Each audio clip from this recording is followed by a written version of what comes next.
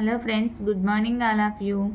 ఈరోజు మనము TET to డిఎస్సికి సంబంధించి భాష, సమాజము, సంస్కృతి, పరస్పర ప్రభావాలు అన్న దాని గురించి తెలుసుకోబోతున్నాం. సృష్టిలో మానవునికి ఉండే అపారమైనటువంటి శక్తే భాష.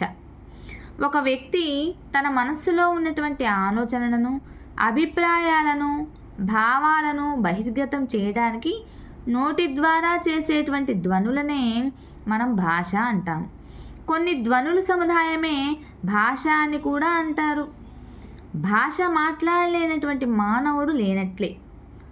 భాష మాట్లాడగలిగిన మానవేతర ప్రాణి ఏదీ కూడాను లేదు. ప్రతి మానవుడికి భాష మాట్లాడి అర్థం చేసుకోగల శక్తి అనేది పుట్టుకతోనే వస్తుంది. కానీ ఏ భాష మాత్రం పుట్టుకతో రాదు. పుట్టిన పిల్లవాడు మొదట చేసే ధ్వనులే అవ్యక్త ధ్వనులు అని చెప్పుకుంటాం.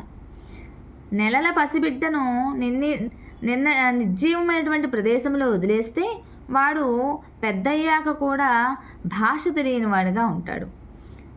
ప్రస్తుతం భూమి మీద 3000కు పైగా భాషలు ఉన్నాయి. మానవుని యొక్క భావ ప్రసార సాధనము భాష. భాష రెండు రూపాల్లో ఉంది. ఒకటి వాగ్రూపము, రెండవది లిఖిత రూపము. భాష యొక్క ప్రాథమిక స్వరూపమే వాగ్రూపము. మానవ భాషలోని ధ్వనులు పదాలుగాను, వాక్యాలుగాను అభివృద్ధి చెందుతాయి. భాషకు తొలిమెట్టు అనుకరణ. భాష్యతే ఇది భాష అనేది భాషా శబ్దం యొక్క వ్యుత్పత్తి. భాషింపబడేదే భాష అనే అర్థం అన్నమాట. భాష అనే ధాతువు నుండి భాష అనే పదం ఏర్పడింది. భాష అంటే వ్యక్తమయ్యే వాక్కు అనే అర్థం అన్నమాట. భాషానువర్తనం కర్త ఎవరు? చేకూరి రామారావు గారు. భాష, సమాజం, సంస్కృతి సంపాదకుడు ఎవరు అంటే భద్రిరాజ కృష్ణమూర్తి గారు. చరిత్రలో భాగమే సంస్కృతి. ఆ సంస్కృతిలో అంతర్భాగమైనదే భాష. సంస్కృతి లేని దేశ చరిత్ర వ్యర్థమైనది. భారతదేశాన్ని భిన్నత్వంలో ఏకత్వంగా గల దేశంగా పిలుస్తారు. సంస్కృతి అనగా సంస్కరింపబడినది అనే అర్థం కలదు. సంస్కృతి అనగా ప్రజల జీవిత విధానం, వారి యొక్క జీవన రీతిలోని ముఖ్యాంశాలు అని పేర్కొనబడినవాడు డి కోశాంబి. అలానే సంస్కృతి అనే పదాలు ఆంగ్లంలో కల్చర్గా వాడబడుతుంది.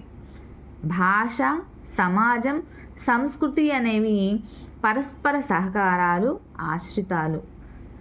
సమానమే సంస్కృతికి ప్రథమ చిహ్నము అని పేర్కొన్నవారు సర్వేపల్లి రాధాకృష్ణమూర్తి గారు. భాషే నేను తెచ్చుకున్న గొప్ప వరం అన్నవారు సి నారాయణ రెడ్డి గారు. ఆయన్నే మనము సినారే అని చెప్పుకుంటాము. సో ఫ్రెండ్స్, మీకు కనుక ఇలాంటి వీడియోలు కావాలనుకుంటే ప్లీజ్ లైక్ చేయండి, షేర్ చేయండి, ఫాలో చేయండి, సబ్స్క్రైబ్ చేయండి, సపోర్ట్ చేయండి ఫ్రెండ్స్. ధన్యవాదాలు.